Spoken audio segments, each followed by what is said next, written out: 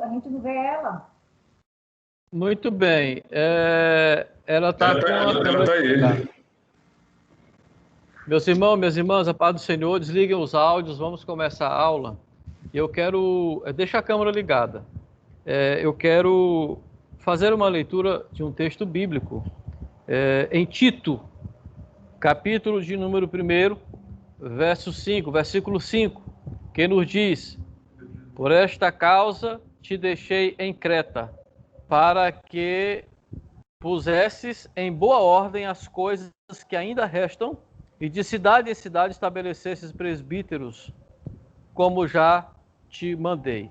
Aquele que foi irrepreensível, marido de uma mulher, que tenha filhos fiéis, que não possam ser acusados de dissolução, nem são desobedientes, porque convém que o bispo seja irrepreensível como despenseiro da casa de Deus, não soberbo, nem iracundo, nem dado ao vinho, nem espancador, nem cobiçoso de torpe ganância, mas dada a hospitalidade, amigo do bem, moderado, justo, santo, temperante, retendo firme a fiel palavra, que é conforme a doutrina, para que seja poderoso, tanto para ademoestar com a sã doutrina, como para convencer os contradizentes.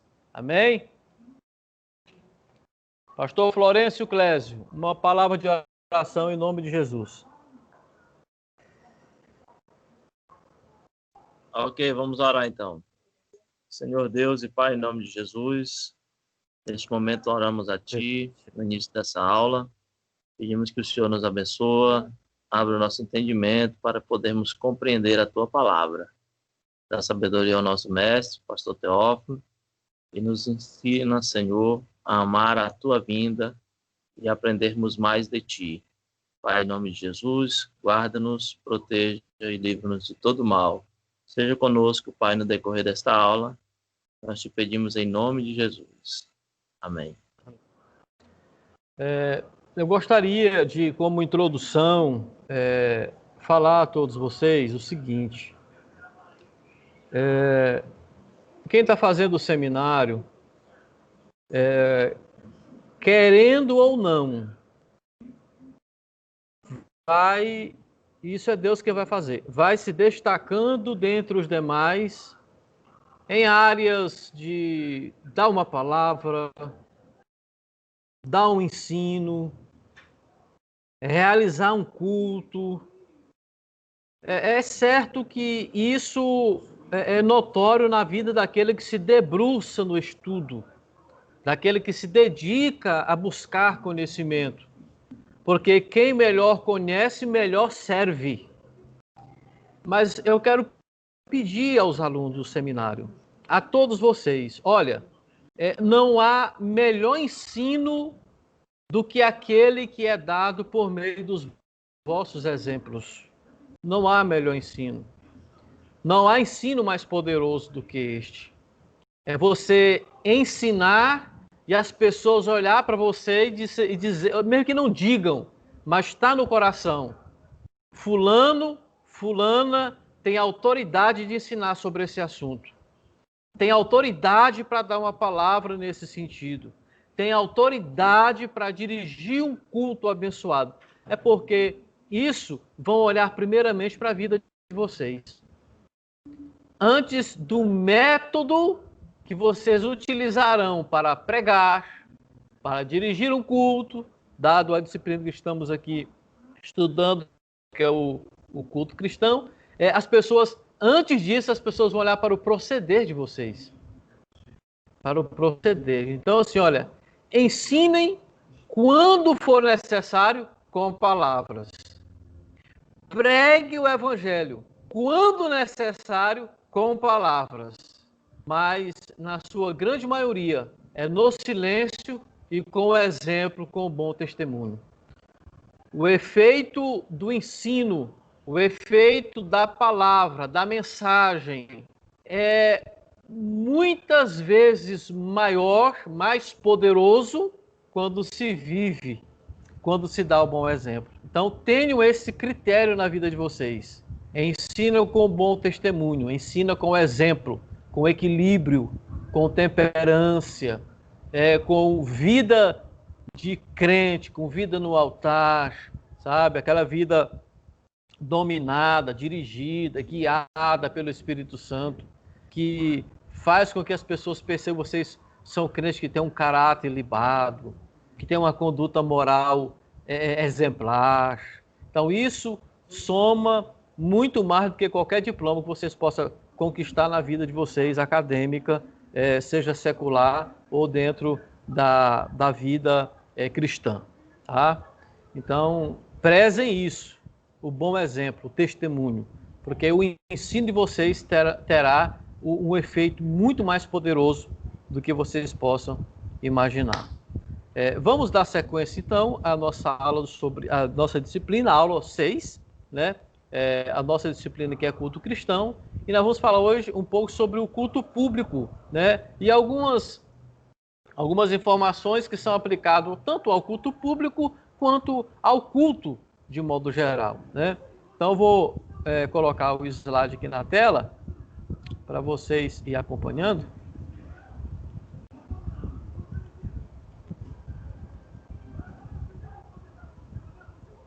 Eu gostaria de ver com vocês se está aparecendo o slide aí normal. Alguém pode me dar um feedback Agora aí? apareceu. Apareceu, né? Muito bem. Eu não estou com minha câmera ligada porque fica travando, viu, pastor Theo? Certo. Os demais estão vendo a tela do slide? Professor, tá legal. Tem alguém me vendo? Ok, tô vendo. Tem alguém me vendo? Não. Ah, tá. Lá em cima. Isso, lá em cima. Eu queria que não estivesse vendo, porque de vez em quando faço umas caretas feias, mas tá vendo, tá bom. Não tem problema não, viu? Muito bem. Teleaula 6, culto cristão. Vamos falar... Ai. Travou aqui. Pronto, vamos lá. Vamos falar hoje um pouco sobre o culto público, né? Que é o culto que é considerado um ofício sagrado que permite todas as pessoas participarem. É o culto aberto a todas as pessoas, que é conhecido também como o culto evangelístico, né? A gente costuma, nas nossas igrejas, a gente costuma dizer que é o culto de domingo, né? É o culto evangelístico. Apesar de que houve algumas mudanças, principalmente na Assembleia de Deus, eu não sei se na igreja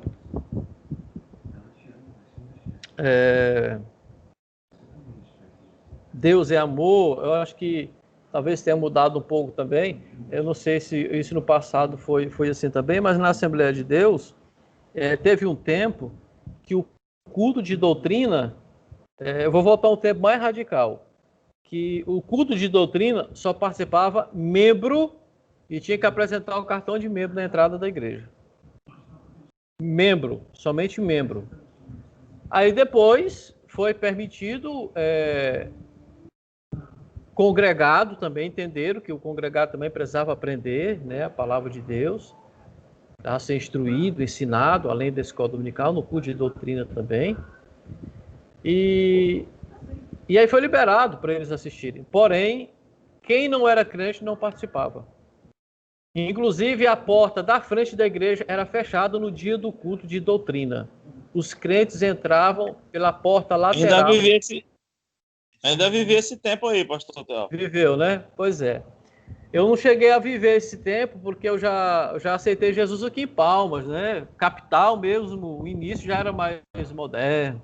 Mas eu fiz uma viagem no Mato Grosso e lá eu pude visitar uma igreja lá. E no culto de ensino eu observei essa prática. E aí eu fui ver e eu vi que era, na verdade, uma prática bem antiga da Assembleia de Deus, né? Não entra quem é descrente. Ninguém nem convida gente descrente, né? É o culto para lavar roupa. É o culto da cacetada. É o culto de dar chicotada. É o culto de botar... Tô pensando de fazer esse culto por aqui, viu?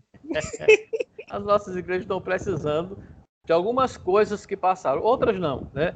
Houve muito radicalismo, mas esse radicalismo deu lugar ao liberalismo, né?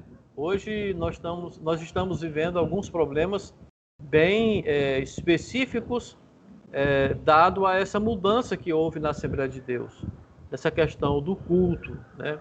Então, o culto de doutrina era o culto que o crente apanhava, chorava, mas saía sarado, né? Era o culto de arrancar pica-pau do oco, no ditado bem popular mesmo, né? Então, o culto evangelístico, por isso que há essa diferença, né? Inclusive, a apostila, ela tem como base, não sei se vai dar para vocês verem, esse livro aqui, o de Nemuel Kesley. A apostila, ela foi feita, ela tem como elemento principal esse livro, O Culto e Suas Formas, de Nemuel Kesley, editado pela CPAD, e aconselho vocês a adquirirem, porque nem tudo que está na apostila, nem tudo que está no livro está na apostila. Então é um livro muito bom, e eu acho que tem algumas coisas aqui ele colocou exatamente baseado já no que ele já conhecia. Então, quando ele fala de culto público, ele está falando desse culto que não é o culto de doutrina da época. Hoje não, hoje o culto de doutrina vai qualquer pessoa, mas antes não, a Assembleia de Deus não era assim, né? Era culto de doutrina, era culto fechado, entrava pela porta do fundo, né? Um pouco mais anos antes, nem congregado entrava, ela tinha que levar o cartão de membro, né? Se a pessoa estivesse passando por um processo disciplinar, não entrava não. Inclusive, quem passava por um processo disciplinar, ele não podia, ele perdia até a paz. Ninguém podia dar a paz do Senhor para ele, não podia dar a paz do Senhor para ninguém, só quando reconciliar de novo. Mas o Teófilo, eu quando era jovem, aí gostava de namorar, né? Aí eu tive às vezes disciplinado, aí minha mãe sempre fala, meu filho, você está disciplinado, mas não deixe de ir para o culto de doutrina. Aí eu chegava lá, o porteiro me barrava do lado de fora, enquanto não terminasse a oração, não deixava a gente entrar. Meu Jesus.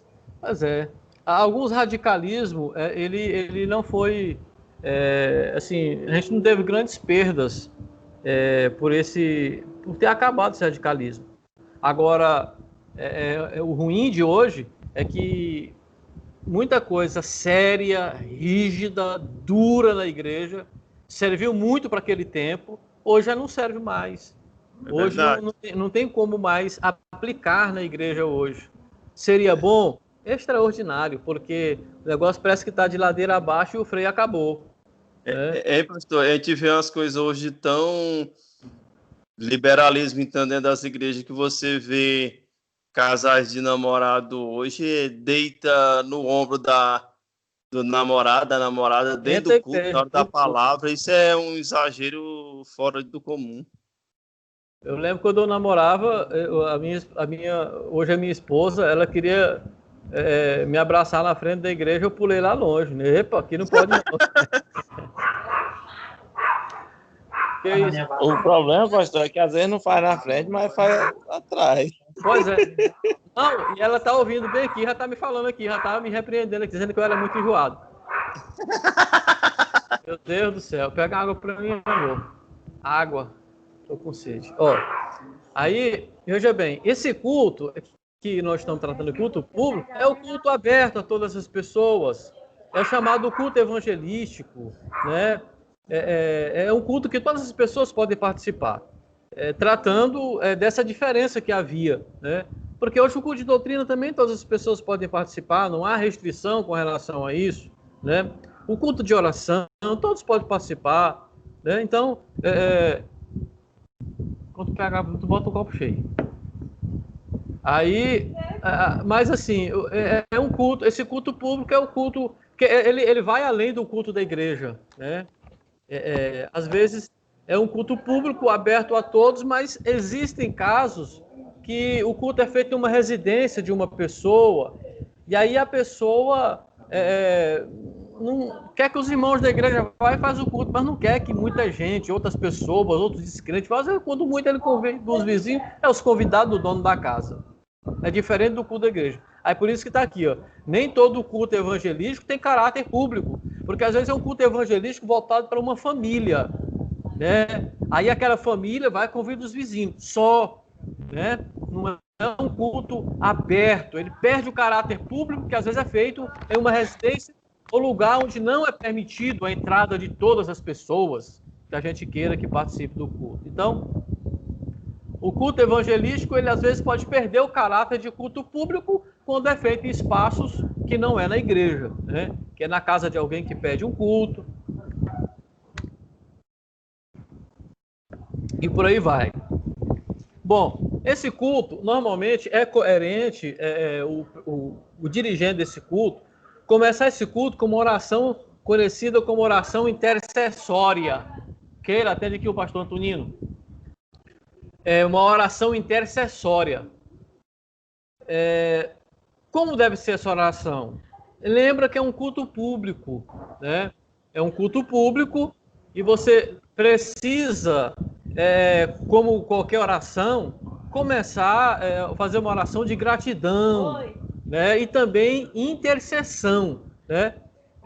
Apresentando tanto o culto que está começando, quanto as pessoas que vão participar desse culto. Porque é um culto público, é um culto onde tem pessoas descrentes. Então você já apresenta o culto, agradece a Deus, mas não esquece de apresentar as pessoas que vão participar desse culto, em especial as pessoas que não são crentes, para que Deus fale no coração delas, para que o Espírito Santo convença-os, né, do pecado, do juízo e da justiça. Então, é aquela oração, assim, bem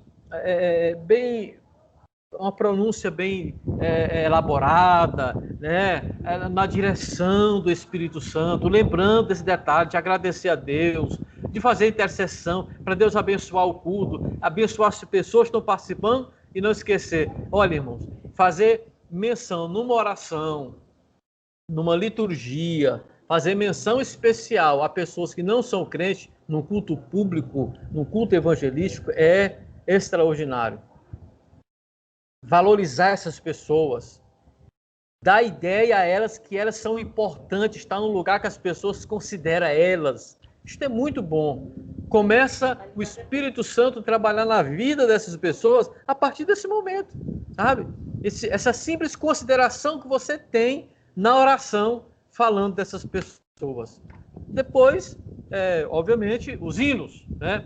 Os hinos devem ser escolhidos de acordo com a mensagem a ser pregada. Peraí, pastor, mas eu não sei que mensagem vai ser pregada. O culto é evangelístico.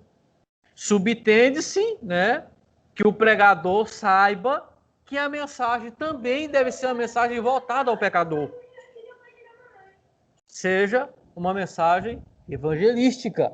Então, já tem que, desde os hinos da harpa, quem vai preparar o culto, a liturgia do culto, para não correr o risco, vamos ouvir a irmã Maria Joaquina da Silva cantando os hinos da harpa. Aí é um culto público, um culto evangelístico. Ela vai cantar um hino de oração. Em fervente oração, vem o teu coração. Vai, fala aí. Culto público, culto evangelístico. Foi na cruz, onde um dia eu vi. Opa, agora aí sim. Já é uma mensagem ao pecador. Já é uma mensagem a quem está passando e ouvindo. Seja um culto, uma cruzada evangelística, seja um culto na casa de alguém, seja um culto na igreja onde tem pessoas descrentes. Então, tem que alinhar esses hinos da harpa, a começar da harpa, com o tipo de culto. Pastor Teófilo, sim. Desculpa estar interrompendo. Eu assistindo às aulas e eu apliquei lá na congregação onde eu sou pastoreio, e quando foi ontem, foi culto de Santa Ceia, né? Aí eu ensinei para os irmãos na sexta. Quando foi ontem, os irmãos que foram cantar, cantou os hinos tudinho concernente a Santa Ceia. Achei muito legal. É muito bom, tem que ser assim, sabe? Não fica, até o clima do culto não é melhor? É verdade. Melhora. Fica aquela coisa truncada, tá um hino, ou tá voltando, porque tem desencontrado. Não. Alinha um negócio. Alinha, meus irmãos, é culto de oração, hino de oração. É culto evangelístico, hino evangelístico. É culto de ser hino que fala de sangue, que fala de corpo, que fala de pão, que fala de vinho, né? E é tão fácil que as harpas já indicam assim, oração, né? Tem harpa que já tem a separação lá no final. É verdade. Separa por tipo de culto. É basicamente isso, né? Depois, leitura bíblica. Olha, a leitura bíblica, a primeira leitura bíblica, né, deve ser uma leitura preparada em casa. Não vá para o culto, chega lá e fica correndo agoniado procurando uma leitura. Não. Já prepara uma leitura já que tem uma palavra clara. E quem vai ler, quem vai fazer essa leitura, não fica gaguejando, não. Não fica lendo, aí, errei, volta, e aí erra de novo. Não fica tropeçando na leitura, não. Lê em casa umas 2, 3 vezes. Faz ela de modo audível, né? Não pega o microfone e bota ele lá no imbigo e fica quão bom e quão suave é. Não, para aí, pelo amor de Deus. Faça uma leitura clara, audível, para as pessoas ouvirem. As pessoas começam a degustar, né, a alimentar-se com esta palavra quando é lida de forma clara, objetiva, de forma audível, sem gaguejo, com uma boa dicção, né? Porque a mensagem deve ser clara para o crente e para o pecador que está no culto. Não é verdade? Então precisa fazer uma leitura observando a pontuação, emendando as coisas, né? Chamando túnica de tunica, né? Não pode. Tem que prestar atenção e ler direitinho, colocar o acento no devido lugar, dar a pausa da vírgula, do ponto e vírgula, do ponto, né? E por aí vai. Fazer uma leitura clara, objetiva, sem gaguejo. Se for necessário, até treine em casa, para o negócio ficar bonito para a glória de Deus. Duração do culto. Tem que ter cuidado para não falar pistola ao invés de epístola, né? Pois é, rapaz. Fala carta se tiver com medo de falar errado, né?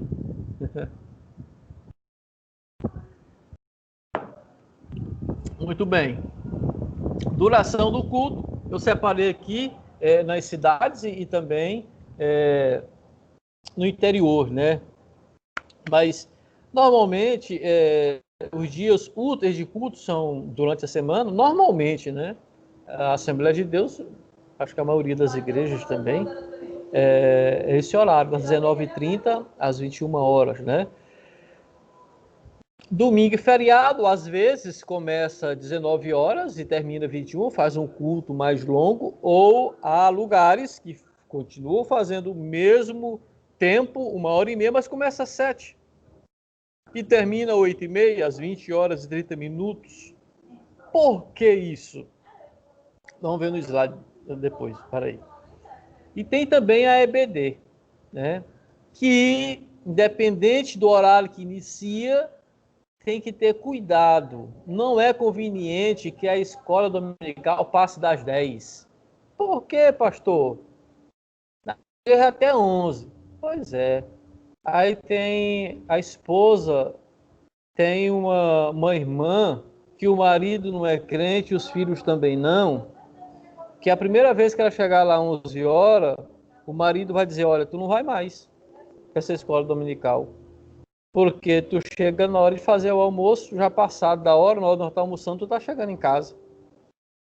Então precisa ter um pouco de critério, um pouco de cuidado com relação a isso. Estou citando um dos problemas que podem acontecer. Você estender demais o culto E tem muitas irmãs que às vezes o marido nem é crente e o camarada quer a boia na hora. Não quer saber se estava para a igreja. Tem alguns compreensíveis mesmo não sendo crente, mas há aqueles que não são. Então não dá para generalizar, né? Nem dos que são ignorantes, que todos sejam ignorantes, mas não dá para generalizar que todos são bonzinhos, que ela pode chegar lá meio-dia que não tem problema nenhum. Então, assim, a igreja não pode criar horários que coloquem em dificuldade essas irmãs, né? Então, elas têm responsabilidades. É domingo, é dia do Senhor, mas ela tem que fazer almoço, ela tem que chegar mais cedo em casa, ela tem as responsabilidades do lar, né? Em qualquer... Agora, essa questão de horário de culto aí é muito flexível, mas o bom é que o culto seja 1h30, porque fica muito cansativo, né? Tem pessoas que trabalham no outro dia de manhã, né? Precisam descansar, trabalhar o dia todo, né? Aí alguém, um radical, vai dizer assim, mas quando eu não era crente, ficava a noite todinha no forró. Era escravo do cão. Porra, não é mais não. É servo de Deus. Lá o cão escravizava, botava para ficar sofrendo a noite toda na farra. Agora não. Deus não faz isso. É escravo do Senhor, mas Deus não exige além dos nossos limites, das nossas condições físicas. A gente precisa trabalhar, precisa descansar, né? Tem as nossas responsabilidades como cidadãos terrenos, né? Então isso tem que ser levado em consideração. Olha, de modo geral, não é conveniente ultrapassar o horário do culto por causa das atividades profissionais dos crentes no dia seguinte, né? Então não é conveniente, se o culto é de 7h30 às 9h, procure começar no horário, mas também terminar no horário. Aquele negócio de deu a hora de terminar o culto, tá passando a palavra para o pregador. Pelo amor de Deus, não faz isso não. Programe o culto. Vai ter uma atividade aí, que acho que na próxima aula vai estar disponível, é para vocês elaborarem uma liturgia de um culto que vocês vão dirigir. E você vai dirigir um culto e eu quero que você coloque no papel a liturgia desse culto para me ver como é que vai ser esse culto, né? Pelo amor de Deus. Não deixa 5 minutos para o pregador não, que eu vou dar 0. No interior já é diferente, né? Pessoas vão de jumento, culto, a pé, de bicicleta, moto, barco, né? E normalmente na zona rural os cultos são feitos à tarde, né? É um culto que não tem a duração muito longa, mas usa-se também nesse culto. Às vezes ele se torna um pouco mais longo, porque depois que termina o culto tem as conversas informais, né? Os irmãos vão falar sobre a lavoura, sobre as criações, né? Combinar a troca de diárias, né? No interior é diferente, não há tanta rigidez com relação ao horário. É um negócio mais tranquilo, mas as características mudam completamente diferente das características do culto na cidade. Normalmente o culto à noite no interior só quando tem uma estrutura, que os irmãos todos mais perto ali, né? Mas normalmente o bom é o culto à tarde, igual esses irmãos estão fazendo aí, na sombra da casa, né? Organizaram aí, estão fazendo o culto, né? Fiz muito isso em assentamento, em casa de irmãos na fazenda, né? Então no interior é bem mais tranquilo para fazer esse culto. Então o horário, a duração do culto no interior, não pode estender muito o culto em si, mas tem aquele momento pós-culto, né? Aquele pós-culto que é muito agradável. E o bom é que dificilmente tem um culto desse que não tenha pelo menos um cafezinho depois para a gente tomar, né? Outra coisa muito importante no culto é o decoro, é o comportamento, né? Todos devem considerar o púlpito como lugar santo. Dele a palavra de Deus será ministrada. Púlpito não é lugar de fazer gracejo, não é lugar de contar piada, não é lugar de ficar fazendo fagofa para entreter entreter, não é um lugar de entreter o povo, não. É um lugar que deve ser considerado um lugar santo, dado a ele a devida seriedade, porque é o lugar onde se ministra a palavra de um Deus santo, uma palavra poderosa, que, dependendo do comportamento do pregador, ela vai perder completamente o seu efeito. Mas se ele for uma pessoa exemplar, centrada, equilibrada, ela vai fazer o seu devido efeito e não voltará para Deus. Então, lembre-se disso, não se esqueça. O púlpito é um lugar santo.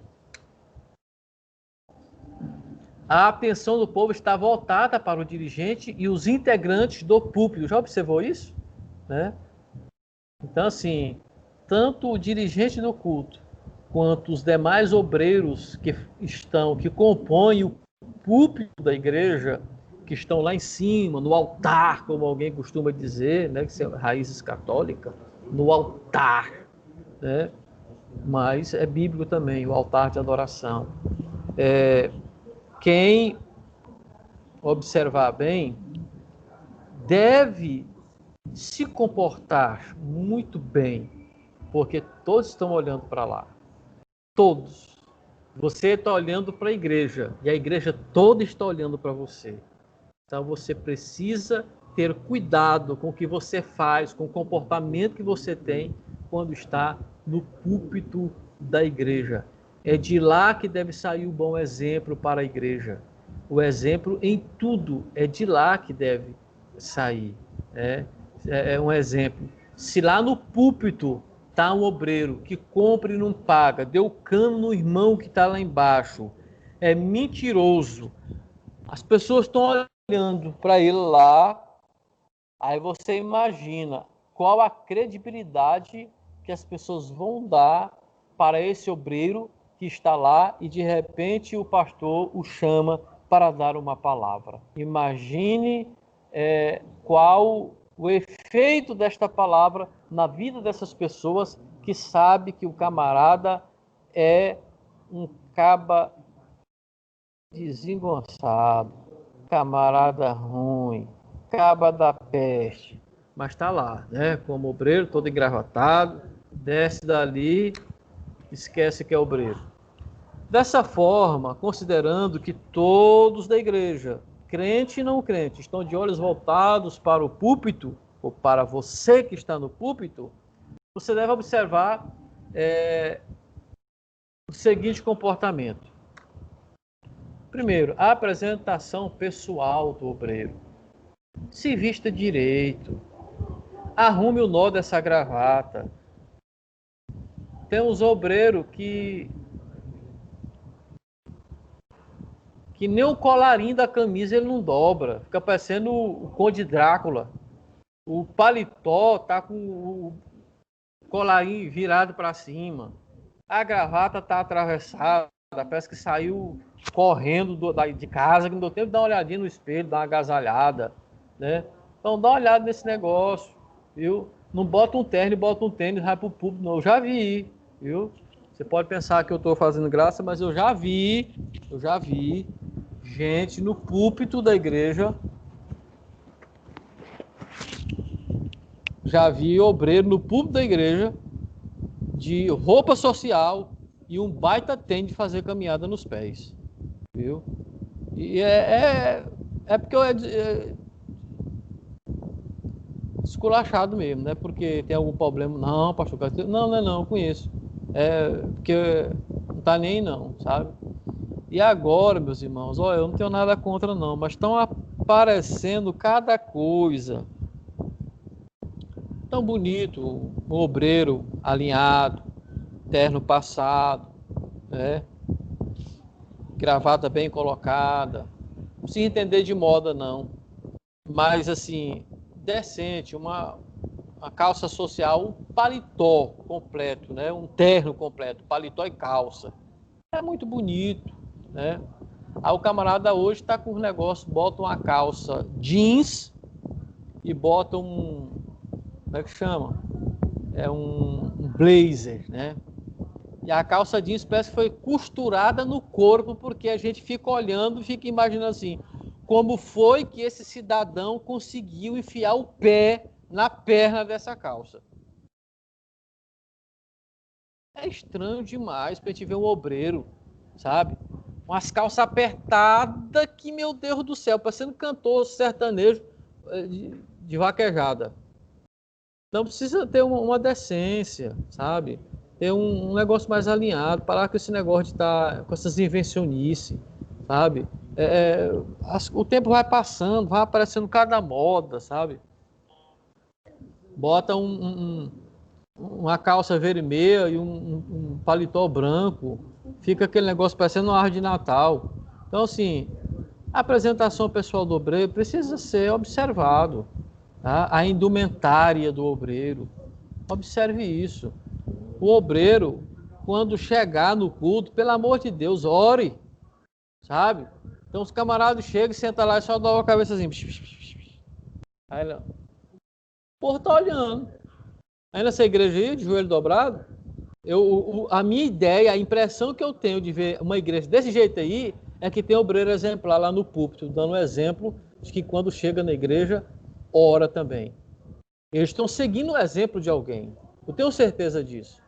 Alguém ensinou eles a fazer isso. E eu quero acreditar que são os obreiros que compõem o púlpito, sabe? Então, chegou na igreja, antes de sentar, dobra o joelho, ore, sabe?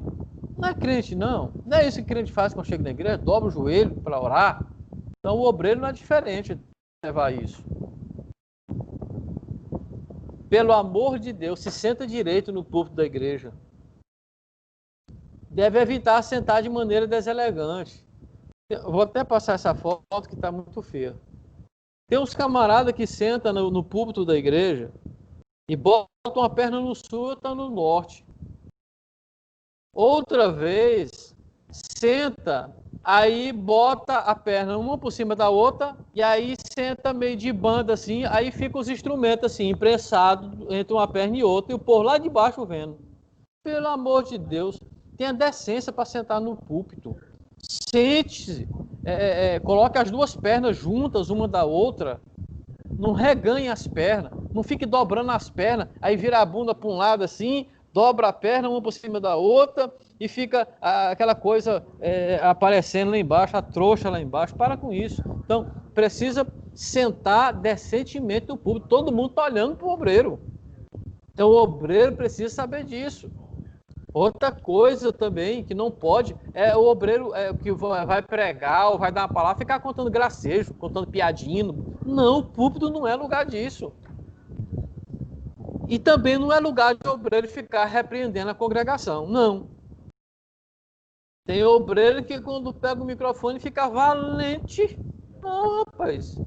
Deixa para o culto de doutrina o pastor trazer uma palavra que o dia que Deus o orientar para trazer uma palavra de repreensão para a congregação.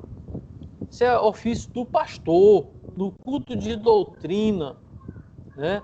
Não tem que o obreiro vai pregar uma palavra, pregar uma mensagem, é o pregador do culto, ficar repreendendo a congregação. Não é o ofício do obreiro, não, do pregador, de jeito nenhum. Outra coisa é ele não ter, o não fazer imitação, querer imitar os outros, sabe?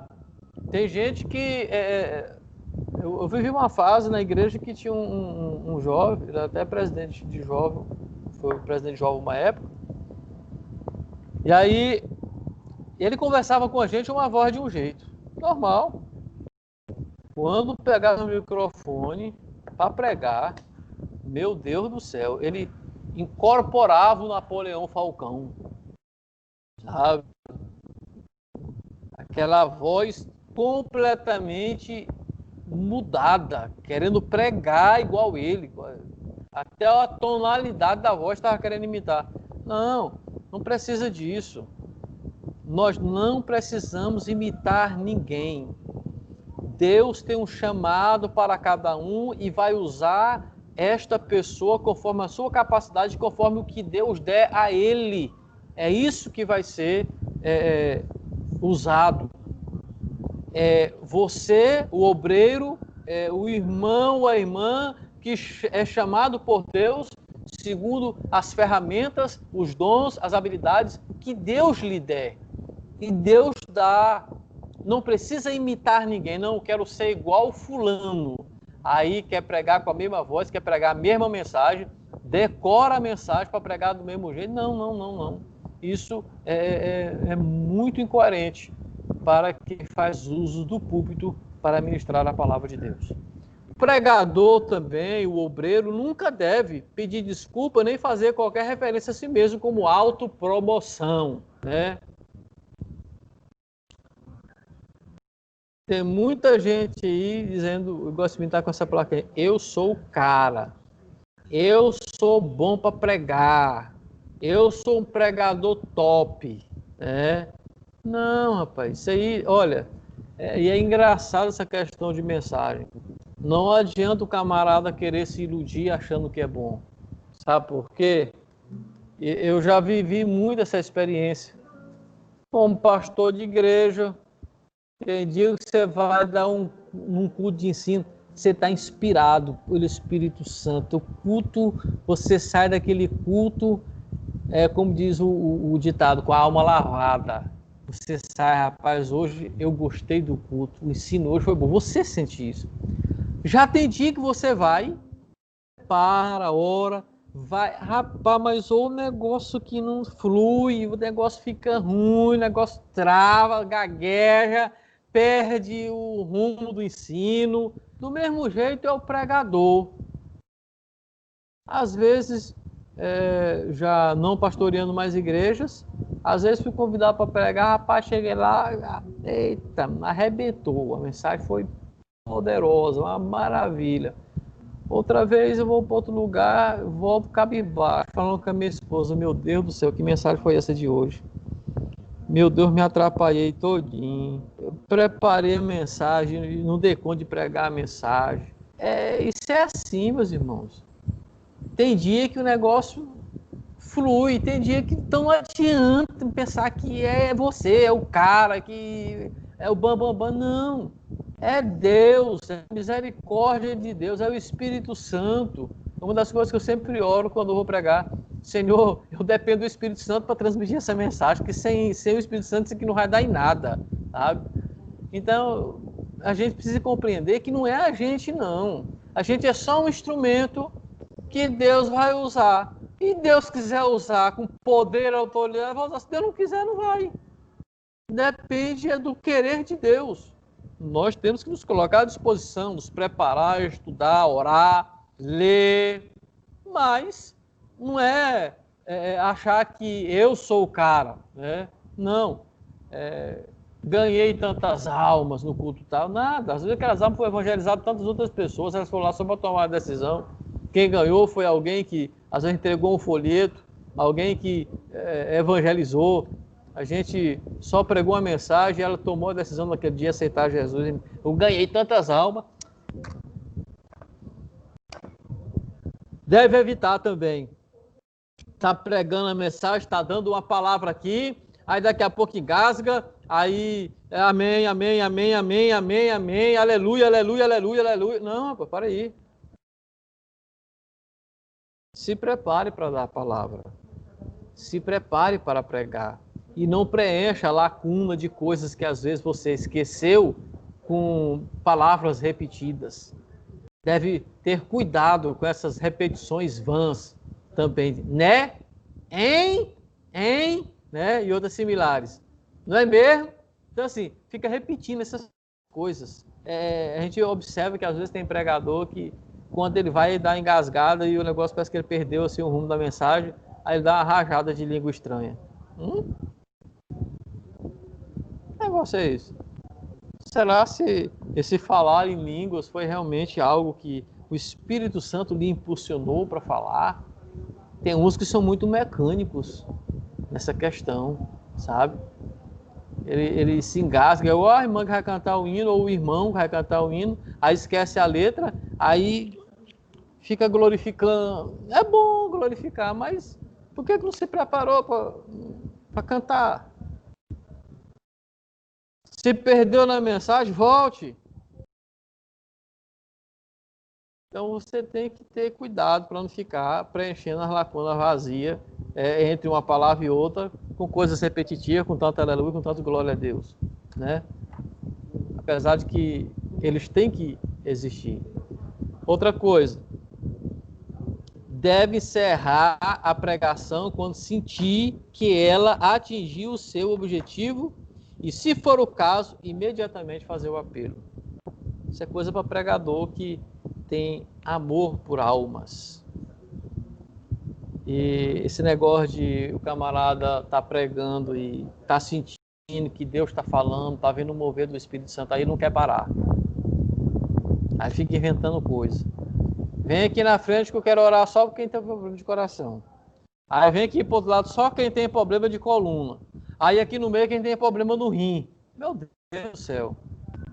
Fica inventando coisa, sabe? Porque a igreja está no mover, está na graça. Sentiu que a mensagem acabou, para, não fica em... Aí daqui a pouco o povo começa a esfriar, começa a ir um para a cara do outro, mas aí ele quer, porque quer aproveitar o ensejo, o embalo. Não, sentiu que é hora de parar? Pare. E é o Espírito Santo que nos dá esse entendimento. Pare, não invente não, porque daí para frente é você sozinho, sabe? E a gente observa isso, tem pregador que vai, Deus está com ele, pá, o Espírito Santo e as coisas, Deus está falando e o povo chorando, sentindo a presença de Deus. Mas aí chega a hora que para. Mas aí ele não quer parar, ele quer continuar. E aí você percebe, que aí você vai vendo que o povo vai ficando meio assim, vai voltando pro banco, vai sentando de volta, e o camarada está esperneando, não quer parar. Então, tem que ter cuidado com isso. Coisa.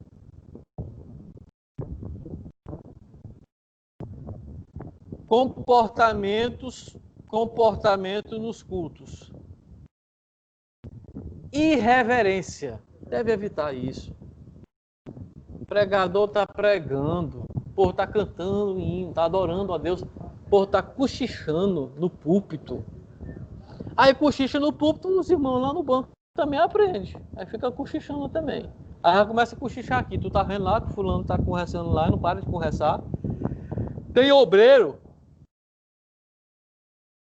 que às vezes tem gente que corre de sentar perto dele. Não gosta de sentar perto dele no púlpito, porque ele passa o culto todinho conversando. E o povo tá olhando para ele conversando lá na frente. E ele precisa lembrar que ele tem que ser exemplo para as pessoas. Bom exemplo para as pessoas. Não é simplesmente ser exemplo, porque ser exemplo pode ser exemplo ruim também. Deve ser um bom exemplo para as pessoas. E ficar cochichando no púlpito não é bom exemplo para quem está olhando para o púlpito. Ficar cochilando no púlpito não é bom exemplo para quem está lá assistindo. Conversando na hora do culto. Andando. Criança chorando. Né? Nós vamos ver que os diáconos são muito importantes nessa hora. Tem algumas igrejas, igual a Madureira, já tem a diaconisa. Agora, a esposa do diácono, mesmo não sendo diaconisa, ela precisa entender que quando ele é consagrado a diácono, vá os dois. Teu marido é diácono? Tá vendo uma criança chorando? Fica feio teu esposo como homem ir lá no braço da irmã e pegar a criança para deixar a mãe assistir o culto um pouco, cultuar a Deus um pouco, dar uma voltinha com ele, mostrar as estrelas lá fora. A esposa do diácono pode fazer isso. O correto é nem existir esse tipo de coisa. O correto é ter o quê? É ter uma equipe preparada e ter um espaço preparado. Vai ter o culto, sim. As crianças têm um lugar do cultinho delas. Tem uma equipe lá para fazer o cultinho com as crianças. Vai falar a linguagem das crianças. Vai cuidar dessas crianças enquanto os pais estão no culto, assistindo, cultuando a Deus junto com os demais irmãos. Então, o correto é a igreja investir nessa área. Não deixar as crianças junto com os pais no culto. Precisa ter esse espaço, o espaço do culto infantil. Enquanto acontece o culto no tempo com os pais, tem uma equipe e um espaço preparado para as crianças, viu? Então, você que é pastor de igreja, né, e que vê essa deficiência na sua igreja, comece a programar isso, a projetar isso, criar uma sala, coloca um ar-condicionado lá, coloca umas cadeiras e prepara uma equipe para que durante... E aí é bom ter 2 equipes para revezar, porque não pode só estar no culto das crianças e não participar do culto dos adultos também, né? Então isso é coisa que evita esse desconforto no culto, né? A pessoa tem visitante na igreja e a criança chorando, criança correndo dentro da igreja, para lá e para cá. Que impressão os visitantes vão levar dessa igreja? O negócio está andando dentro da igreja. O culto está acontecendo, anda para lá, anda para cá, vai ali, vai no... Se todo crente bebesse água em casa, igual bebe na hora do culto, não tinha crente com problema renal. Era tudo, uma maravilha. Porque o tanto que dá sede no culto é incrível. É incrível. Aí bebe muita água e vai no banheiro muito também. Mas a saída do banheiro também é outra coisa que acaba com o culto. É uma irreverência, é uma ida no banheiro sem fim. Vai 2 vezes no banheiro no mesmo culto. A não ser que seja um problema. A pessoa tem um problema, e tudo bem, é compreensível. Agora, jovens, né? Pessoas novas, só indo pro banheiro. Aí, quando vai pro banheiro, ainda chama o coleguinha ainda, né? Ainda chama quem tá do lado, o vizinho de banco para ir. Nem cultua a Deus, nem deixa o outro cultuar. Né? É dever dos diáconos contornar sempre os maus procedimentos de membros na hora do culto. Né? Eu tenho até um livro sobre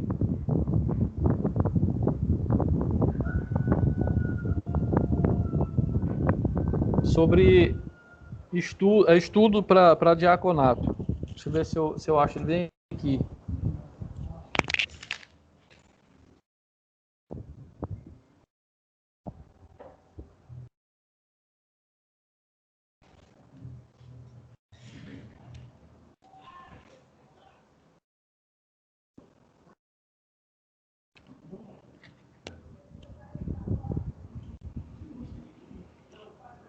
Olha esse livro aqui, ó.